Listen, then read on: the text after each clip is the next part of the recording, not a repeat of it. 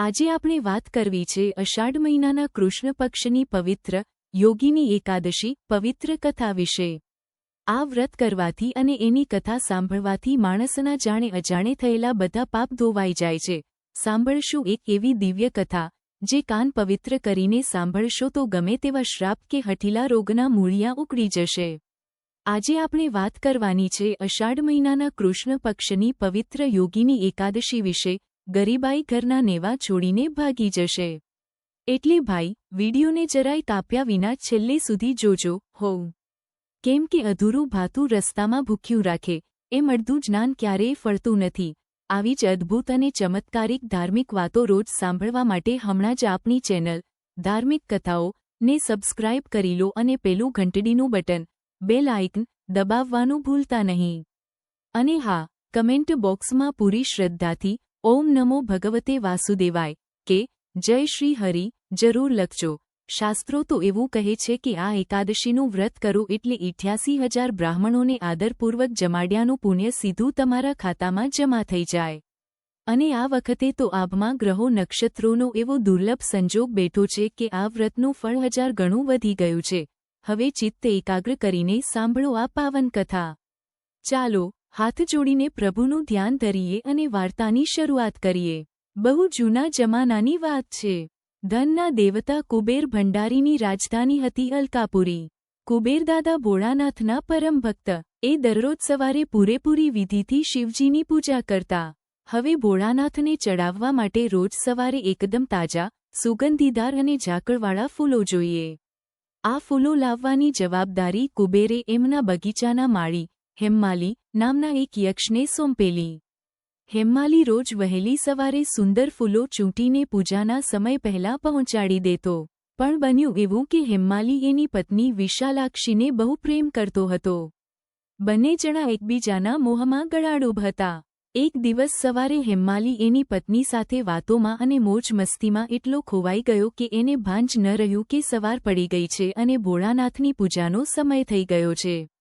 એ પોતાનું કર્તવ્ય સાવ ભૂલી ગયો। બીજી બાજુ કુબેર ભંડારી પૂજાના આસન પર બેસી ગયા। સમય વીતતો ગયો પણ ફૂલો ન આવ્યા। કુબેરદાદાનો પારો ગરમ થયો। એમણે પોતાના સૈનિકોને મોકલ્યા કે જાઓ જુઓ તો ખરા પેલો હેમ્માલી ક્યાં મરી ગયો છે। સૈનિકોએ જઈને જોયું તો હેમ્માલી ભાઈ તો પત્નીના પ્રેમમાં મગ્ન હતા। સૈનિકોએ આવીને કુબેરને સાચી વાત જણાવી દીધી। આ સાંભળીને કુબેર તો ક્રોધથી લાલચોળ થઈ ગયા। એમણે કીધું કે આ હેમ્માલીએ માત્ર મારો અનાદર નથી કર્યો પણ દેવોના દેવ મહાદેવની સેવામાં બેદરકારી દાખવી છે। કુબેરે તરત જ હેમ્માલીને બોલાવીને શ્રાપ આપ્યો। અરે મૂર્ખ, સ્ત્રીના મોહમાં આવીને તે ભગવાનની પૂજા બગાડી। જા, તને કોઢ ચર્મ રોગ થઈ જશે અને તું આ પવિત્ર નગરીમાંથી હાંકી કઢાશે। વાર્તાનો વળાંક અને સંઘર્ષ। શ્રાપ મળતાની સાથે જ હેમ્માલીનું રૂપાળું શરીર રોગિષ્ઠ થઈ ગયું। ચામડી પર કોઢ નીકળી આવ્યો। એને અલકાપુરીમાંથી કાઢી મૂકવામાં આવ્યો। ક્યાં એ વૈભવશાળી જીવન અને ક્યાં આ ભિખારી જેવી હાલત। એ જંગલે જંગલ ભટકવા લાગ્યો। ખાવા અન્ન નહીં, પીવા પાણી નહીં। પત્ની અને પરિવારનો સાથ છૂટી ગયો। શરીરમાં અસહ્ય બળતરા થતી હતી પણ મનમાં એક જ વાતનો પસ્તાવો હતો કે મેં ભગવાનની પૂજામાં આળસ કરી। વર્ષો સુધી એ દુઃખ ભોગવતો રહ્યો। ભટકતા ભટકતા એક દિવસ જંગલમાં એની મુલાકાત મહાન તપસ્વી માર્કંડેય ઋષિ સાથે થઈ। માર્કંડેય ઋષિ તો બહુ દયાળુ હતા। હેમ્માલીની આવી સડતી કાયા અને દયનીય હાલત જોઈને ઋષિનું દિલ પીગળી ગયું। એમણે પૂછ્યું, બેટા તે એવા તો કયા પાપ કર્યા છે કે તારી આવી વલે થઈ? હેમ્માલીએ રડતા રડતા ઋષિના ચરણો પકડી લીધા અને પોતાની આખી ભૂલ કહી સંભળાવી। એણે કીધું, મહારાજ, મારાથી મોટી ભૂલ થઈ ગઈ। મને આ દુઃખમાંથી બહાર નીકળવાનો કોઈ રસ્તો બતાવો। હેમ્માલીનો સાચો પસ્તાવો જોઈને માર્કંડેય ઋષિએ કીધું, જો ભાઈ, તારા પાપોનું પ્રાયશ્ચિત એક જ રીતે થઈ શકે। અષાઢ મહિનાના અંધારિયા પક્ષની જે યોગીની એકાદશી આવે છે એનું તું સાચા મનથી ભૂખ્યા પેટે વ્રત કર અને ભગવાન વિષ્ણુની આરાધના કર। તારા બધા જ કષ્ટ હરી લેશે। ઋષિના કહ્યા પ્રમાણે હેમ્માલીએ એકાદશીના દિવસે વહેલા ઉઠી પવિત્ર થઈને ઉપવાસ કર્યો।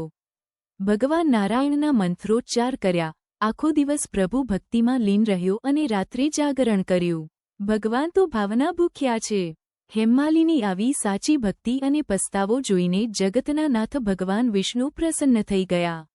વ્રતના પ્રભાવથી હેમ્માલીનો કોડ ગાયબ થઈ ગયો અને એનું શરીર પહેલા જેવું જ કંચન જેવું સોહામણું થઈ ગયું.